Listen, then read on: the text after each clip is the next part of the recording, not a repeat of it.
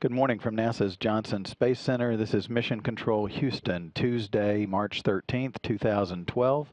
You're looking at the International Space Station Flight Control Room from the back of the room, looking over the shoulders of a team of flight controllers, each monitoring different systems aboard the International Space Station.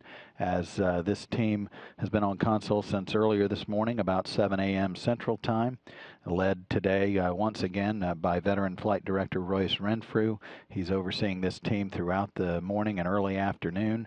He's joined on console by Josh Matthew, who's serving as the spacecraft communicator, the Capcom for the team.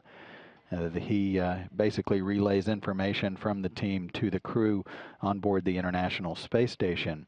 That orbiting complex just about to move into an orbital sunset as it tracks off the southern tip of Madagascar, having made a swing across Central Africa just a little while ago.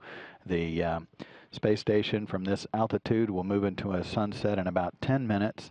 That'll be about a 14-minute period of time where the station's in darkness, circling the Earth every 92 minutes from this vantage point of 242 miles above the Earth. On board is the Expedition 30 crew of the International Space Station, headed by Commander Dan Burbank. You see him in the seated in the front left of the view. He and two of his crewmates, Anton Shkaplerov and Anatoly Ivanishin, Russian cosmonauts, have been on board the station for 120 days. They've been in space now for 122 days since their launch on a Soyuz rocket back on November 13th of 2011. They arrived at the station on Wednesday, November 16th.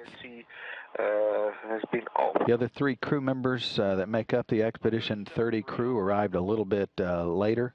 Oleg Kononenko, Russian cosmonaut serving as the commander of the 29 Soyuz spacecraft, launched with his fellow crewmates, one from the Netherlands, André Kuipers, and U.S. astronaut Don Pettit. Those three arrived at the station back on Friday, December 23rd, 2011, after their launch December 21st. They now are enjoying their 82nd day aboard the International Space Station, and they've been in space now for 84 days. The 6 crew members wake up each day about 1 in the morning U.S. Central Time. That's at 0600 GMT. They check the station out, do a morning inspection, and then have breakfast. All of that between wake-up time and 2 a.m. After that, they head off and prepare for their workday based on their timeline, and then hold a daily planning conference with the teams on the ground.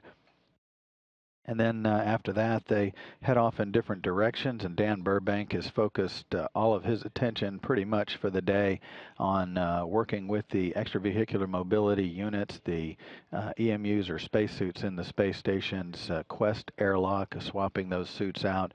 And he's also doing a number of checkouts to ensure those suits are in good working order in the event that they are called into duty for any spacewalk that's required outside the space station by the crew members.